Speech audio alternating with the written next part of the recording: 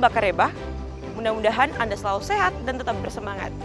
Saatnya Anda menyimak berita Sulawesi Tengah hari ini. Bersama saya, Aurela Gea. Sejumlah berita aktual dan menarik seputar Sulawesi Tengah telah kami siapkan untuk Anda. Berikut 3 berita utama hari ini. 3 tersangka kasus korupsi pembangunan ruas jalan di Kabupaten Parigi Motong resmi ditahan Kejaksaan Tinggi Sulawesi Tengah. Aparat gabungan gencar melakukan patroli malam untuk mengantisipasi tindak kriminal di Palu.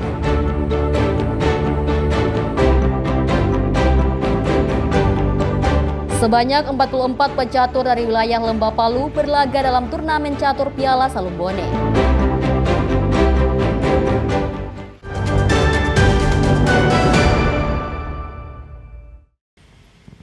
Tiga tersangka kasus korupsi pembangunan ruas jalan pada Dinas Pekerjaan Umum dan Penataan Ruang Kabupaten Parigi Motong tahun 2023 resmi ditahan aparat Kejaksaan Tinggi Sulawesi Tengah.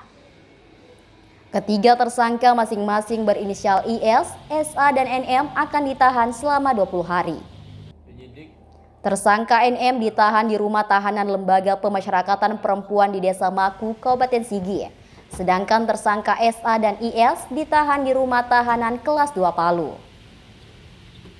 Peran ketiga tersangka dalam proyek pembangunan jalan adalah SA sebagai pejabat pembuat komitmen untuk proyek Jalan Gio Tuladengi, IS sebagai penyedia pekerjaan Jalan Pembuni Brojong, dan NM sebagai penyedia pekerjaan Jalan Trans Bimoli Pantai.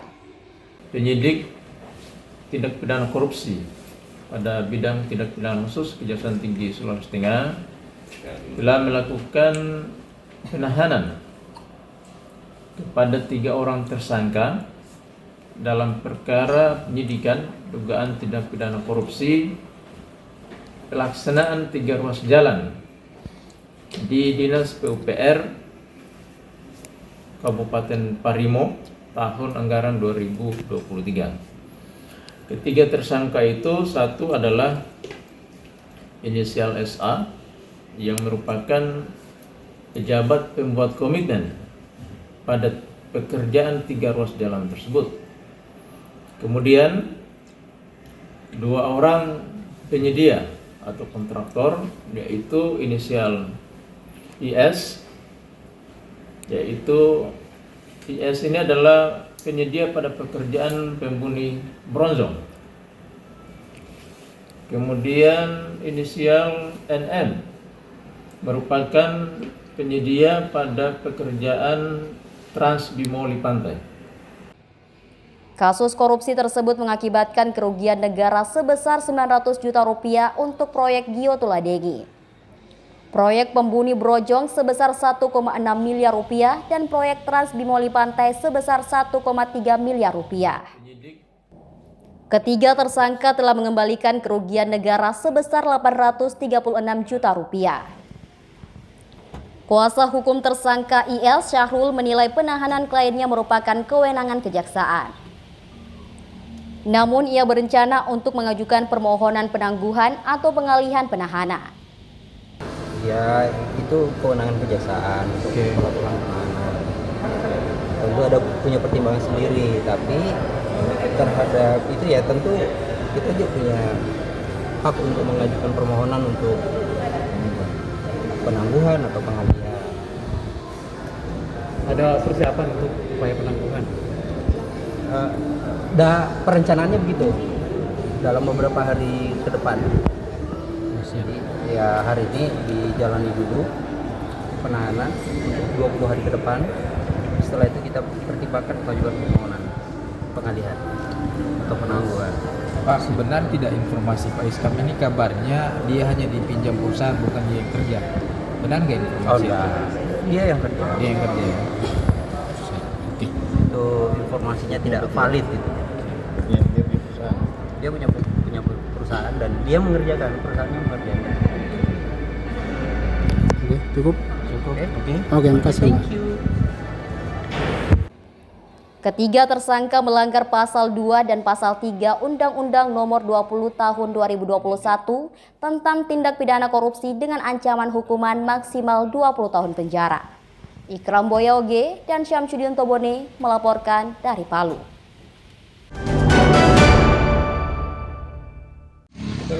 Operasi Zebra Tinombala tahun 2025 memasuki hari kelima dan berlangsung serentak di Sulawesi Tengah. Selama operasi berlangsung, jumlah pelanggaran masih minim dan belum ada laporan korban jiwa. Dalam operasi Zebra Tinombala, petugas memfokuskan pada pengendara roda 2 mengingat korban kecelakaan paling banyak terjadi pada sepeda motor. Pelanggaran terbanyak dijumpai selama operasi Zebra adalah kelengkapan kendaraan seperti helm dan pengendara yang ugal-ugalan, seperti balap liar, kebut-kebutan, hingga melawan arus.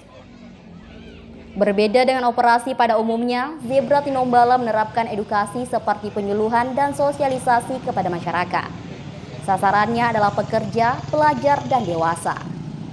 Ya, jadi pada saat ini di wilayah hukum Polda Sulawesi Tengah, mulai tanggal 17 sampai dengan tanggal 30 November, dilaksanakan kegiatan Operasi Zebra Tinombala 2025. Adapun kegiatan ini dengan kekuatan personil kurang lebih 728 personil.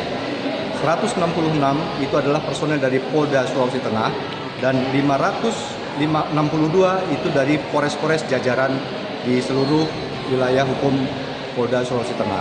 Kalau secara jumlah kuantitas masih di bawah 10 kejadian.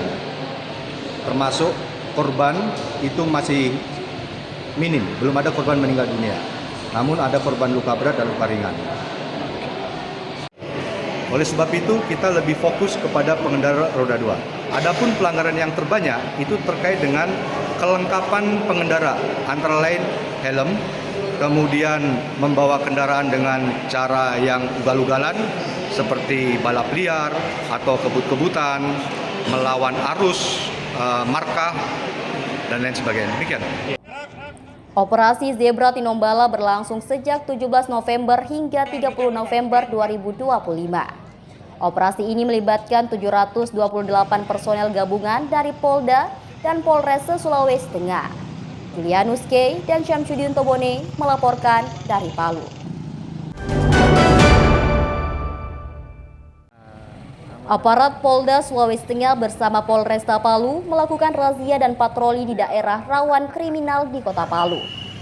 Sasaran razia selain mencegah aksi geng motor, peredaran narkoba, serta pelanggaran lalu lintas.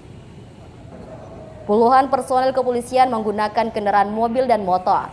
Patroli ini menyisir tempat rawan dan konsentrasi anak muda di Kota Palu, seperti di Jalan WR Supratman dan Jalan Durian. Mereka memeriksa anak muda yang berkumpul baik di tempat hiburan maupun di jalanan.